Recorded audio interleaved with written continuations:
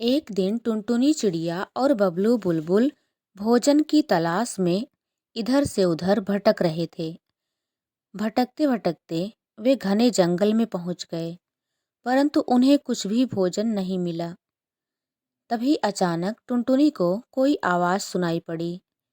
कोई मेरी मदद करो, कृपया कोई मेरी मदद करो। टुनटुनी बहुत ही दयालु स्वभाव की थी। उसने बबलू बुलबुल से कहा, बबलू भाई रुकिए, कोई हमें मदद के लिए पुकार रहा है।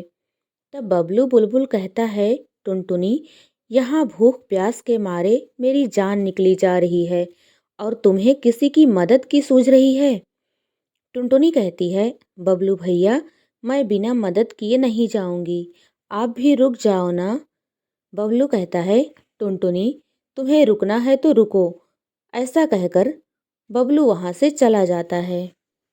तभी वह आवाज फिर से आती है, कोई मेरी मदद करो। टुनटुनी कहती है, कौन बोल रहा है, कृपया सामने आओ।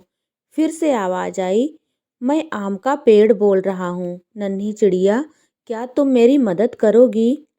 टुनटुनी कहती है, हाँ पेड़ दादाजी, मैं आपकी मदद जरूर करूँगी, बताइए आपको क्या परेशानी है। पेड़ कहता है, मेरे सामने इतना सारा कूड़ा रखा हुआ है, इसे कृपा करके साफ कर दो ना। बेटा मैं ठीक से सांस भी नहीं ले पा रहा हूँ इसके कारण। टुनटुनी ने देखा, सच में वहां पर ढेर सारा कूड़ा पड़ा हुआ था। टुनटुनी ने कहा, हाँ दादाजी, मैं इस सारे कूड़े को साफ कर देती हूँ। ऐसा कहकर टुनटुनी ने सारे कूड़े को वहां से साफ कर दिया और कहा, पेड़ दादाजी मैंने कूड़े को साफ कर दिया है, क्या अब मैं यहाँ से जा सकती हूँ।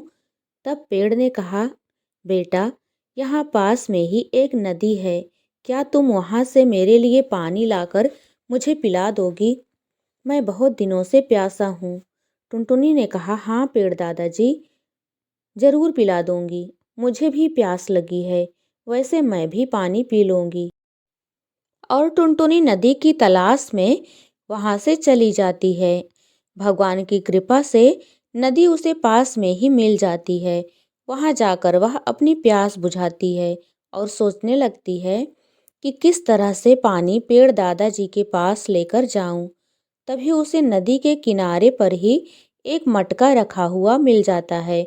उसे देखकर वह बहुत खुश होती है और जल्दी से उसमें पानी भरती है और उस मटके में पानी भरकर पेड़ के पास लाकर पेड़ को पानी पिला देती है। पानी पीकर पेड़ बहुत खुश हो जाता है। तब टुनटुनी कहती है, पेड़ दादाजी अब मुझे आप आज्ञा दीजिए, घर पर मेरे बच्चे मेरा इंतजार कर रहे होंगे और बहुत देर हो गई है मुझे घर से निकले हुए, वो बेचारे बहुत भूखे भी होंगे।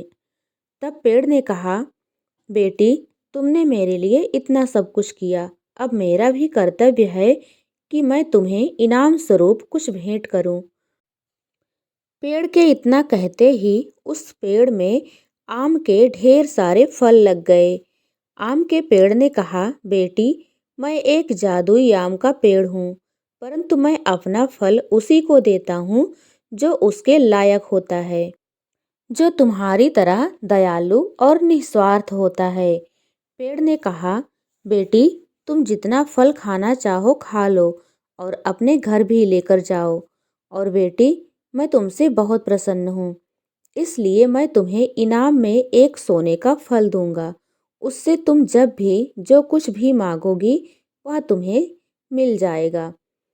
इस पर टुनटुनी बहुत खुश हुई। उसने आम का फल खाया और सोने का आम लेकर पेड़ को धन्यवाद देकर वहां से जाने लगी।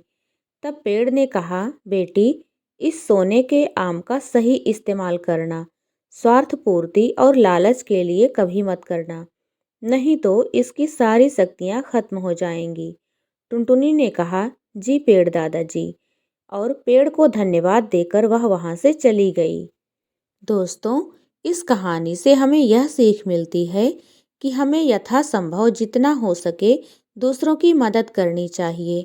यदि हम दूसरों की मदद करेंगे तो भगवान हमारी मदद करेंगे। प्यारे दोस्तों, वीडियो पसंद आई हो तो प्लीज़ लाइक और शेयर कर दीजिएगा। चैनल को भी ज़रूर सब्सक्राइब कर लीजिएगा, क्योंकि इसी तरह की मनोरंजक कहानियाँ हम आपके लिए लेकर आते रहेंगे।